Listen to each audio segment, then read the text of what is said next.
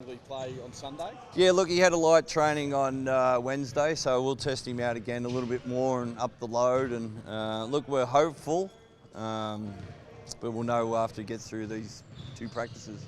What does he have to do, like in practice, to prove to you? Yeah, well, he just has to get up to speed, change the direction and have confidence in the knee. So, look, I'm hopeful.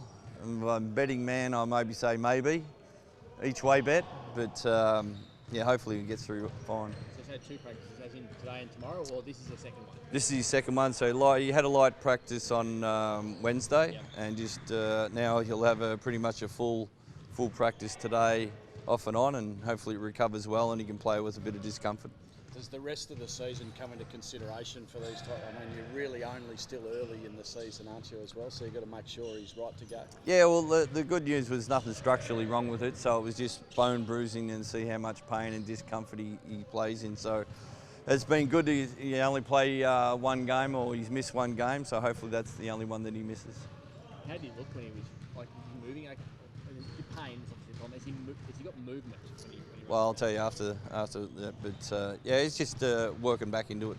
How have the boys responded this week after their performance that fourth quarter performance last weekend? Yeah, look, we played three pretty good quarters. It was really disappointing. We lacked aggressive at the end on both fronts, of the offense and defense. So I know a few of the guys are really disappointed when we sat down and watched film when we got home. So hopefully we can put a little bit more of a staple of what the Wildcats basketball is: 4 quarters intensity and being relentless out there no matter what the score is or what the times they go.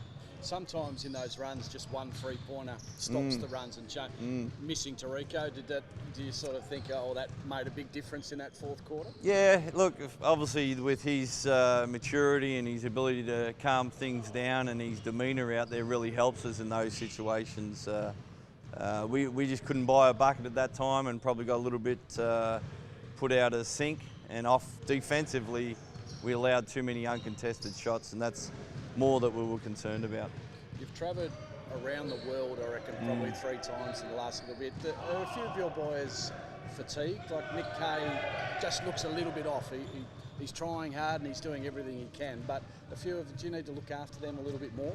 Yeah, well, it's been great this last little bit that we can have a bit of a rest and freshen the guys up and actually get some training on the court. So before it was maintenance, try to get through, and probably had a couple of bodies down, a couple of banged up, but it's been really good for us this week. You're second on the ladder still. The team above you has just gone and signed a boomer. What was your reaction when you see the challenges that are coming from the club that you're chasing? Look, I don't really worry about what other teams do. It's just more so of playing our best basketball, and we know teams change, imports, bring new players in all the time, so that's out of our control. What we try to control is playing the best basketball that we can and playing the right way, and when we do that, we normally finish, close to winning the championship. So I don't really worry what other teams do. Everyone else is worried about everything going, oh my God, how does a team sign a Davey Cooks at this point of the year, and how does everyone else then compete in that sense? So you don't think about it like that, you just look at it yourself? No, I don't really care what anybody else does. They change imports, bring an NBA legend in, it doesn't matter. We just make sure we take care of what we can do. Are you playing for second right now when you look at their roster? We certainly want to finish in the top 2. That's always our goal at the start of the year, finish in the top 2 for the finals. And we started the season really well. We've played a lot of away games, and now we're getting into the second half of the season shortly, and hopefully we're up there in the top 2 again. So playing for second, I mean, as in they're so good that they're unbeatable. That's a general perception around Who are you talking about? Sydney. Oh, Everyone seems to be. I think we play Adelaide this week. No, but that might be a good question for next week when we play Sydney.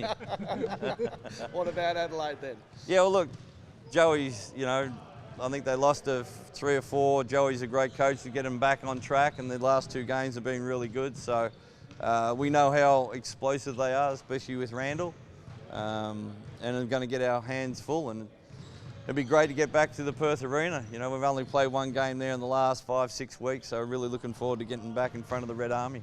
Quite a difference, isn't it? I think Melbourne United's travelled once in that same period. It's quite a massive difference in a season between 2 teams in particular. Yeah, we normally get travel later on near Christmas, but this year we've travelled a lot in November, so looking forward to getting back home and hopefully clean up a few things on the practice court and take that over to the Red Army. At the end of games, whether you're winning or losing, it doesn't matter, in fact every team it seems to matter. No one's taking the last shot as opposed to chasing percentage that was clear last year. Is there a gentleman's agreement or something going on why when you're up by 8 or 9 and with the last shot you don't take it? I think it's there's kind of an unwritten rule there, but the percentage changes. I think that'll change in the second half of the year. And, you know, if you're beaten by 20 points, it's okay, game's over. But if it's 5-6 points, you want to take care of the ball as well. You don't want to turn the ball over and make it a game. So I think that might change coming the second half of the season. Cool. All right, thanks guys. Trev.